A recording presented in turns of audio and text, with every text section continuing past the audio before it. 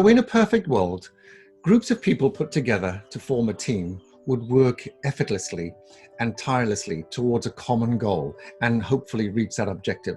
Unfortunately, we don't live in a perfect world, virtual or otherwise.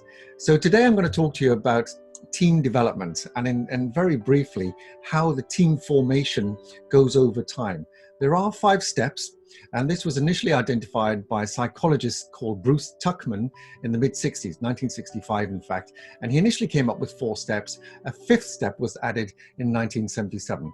So let's dive straight in, and I'll go through the steps with you. In fact, this small short video is an extract from our 2 to 3, 4-day team effectiveness, team dynamics program that we would do face-to-face in a classroom from 10, 20, 30 people at a time with breakout groups and a lot of fun and a lot of energy. But here we are in the virtual world. So I'm just going to take you through the 5-step process of how teams form over time and how the best teams perform in harmony, more to the point. So let's have a look. There are 5 steps. The first one, bottom left, is forming. These are when the collection of people are first coming together. There's a little bit of anxiety, a little bit of nervousness. A few people might be a little bit worried about what's they're supposed to be doing. These different people in the room, strangers. The conversations tend to be quite cliched. Hi, my name is. What do you do? I do this, etc., etc. So we've all been there in a new networking situation where we're trying to meet other people, but we're a little bit nervous, perhaps, or anxious. There will be 1 or 2 people who are much more confident and have a strong character and would just go ahead and meet people and be quite happy with that. There will be 1 or 2 that are more reticent, a little bit shy, perhaps a little bit more introverted. And this collection of people is not yet a team. So this is the first point of a team creation, is forming. Moving on to storming, in red on the 2nd level, this is when the people start to get to know each other a little bit better. They maybe start to challenge each other's skills. They may start to have almost like an invisible skills audit of each other, trying to find out a little bit more about each other. The parameters are defined. However, there is still a little bit of discomfort. They are in the room still with strangers, and there may be a little bit of resistance in terms of opening up to the kind of skills or support or contribution they can make to that group of people, because we're not actually in a team yet.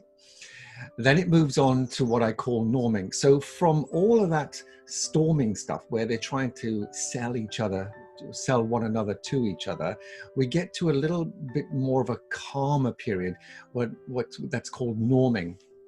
And the norming is essentially the stage of team development where the individuals have calmed down. We all now know each other a little bit better. And by virtue of just spending more time with each other, virtually or otherwise, we also know what skill sets we have. So the hierarchy is established, the systems and processes have been thrashed out, and now we have a system or process. Yes, it can still be refined, but there is the basics, there's a framework of something that could work very well. In the earlier stages, forming and storming, systems haven't really been identified.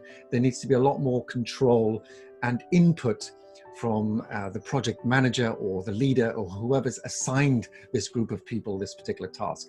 So at the norming stage, we now have A, a little bit more clarity, and B, a little bit more purpose and direction in where we're going. So we're now at the embryonic stage of a genuine team, as opposed to a collection of individuals that have just been shoved in a room together.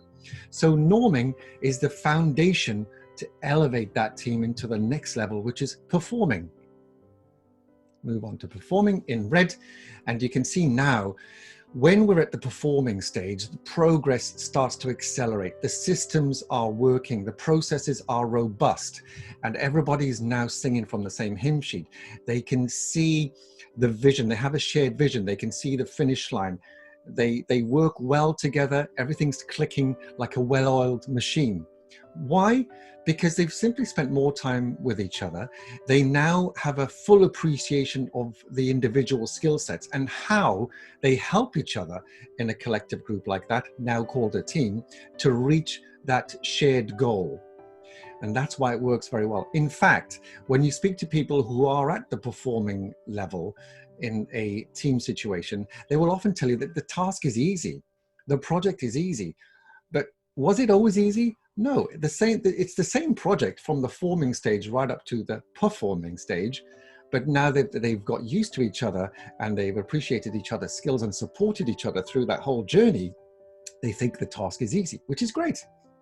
So then we get into the adjourning side, where now that they've formed bonds, they may have been out socially, they trust and like each other, they get to the stage where it's adjourning, sometimes called mourning, where they have to leave, they have to exit that team, which is quite sad in some instances, but at least now they appreciate that actually there is a 5-step process in team development. More importantly, if you're a leader or a project manager, the appreciation of these 5 steps means that you are anticipating them and you will expect them when you first create a new team. So when you get this little bumpiness in the road, it's not something to worry about. It is inevitable, but at least you know there's light at the end of the tunnel. And let's have a look at what that looks like on a graph. It looks a little bit like this. So on the left, you've got the team effectiveness, and along the bottom, you've got the performance impact.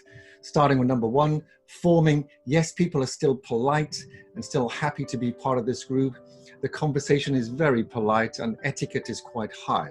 Once they get to know each other, they get down in that dip where the performance impact is very, very low. It's stage 2, storming, before you get up to stage 3, norming, as identified earlier. And then, as I say, great fundamental platform to accelerate quickly into the performing stage. Once you get to that performing stage, everything clicks really well together. You know, it's like operating a well-oiled machine. It just works beautifully. And of course, in terms of performance, it's the highest it can be. And then, of course, into the adjourning. So I really hope that helped. There was 5 stages. So we're talking about, you know, storming, norming, performing, and adjourning, and just being aware that those 5 stages exist, because it is inevitable in every team, whether it's business or sport or socially, that these stages will happen. And it means that you're simply anticipating it and you will expect it, which means when you get those bumps in the road, you'll happily smooth over them and wait till you get to the performing stage where that task is easily and coherently completed with support from everybody in that team. Thank you very much for listening. I appreciate your time. If you've got any comments or questions, please drop them in the box. I'm more than happy to help at any time. So take care of yourselves, be safe, and thank you for watching.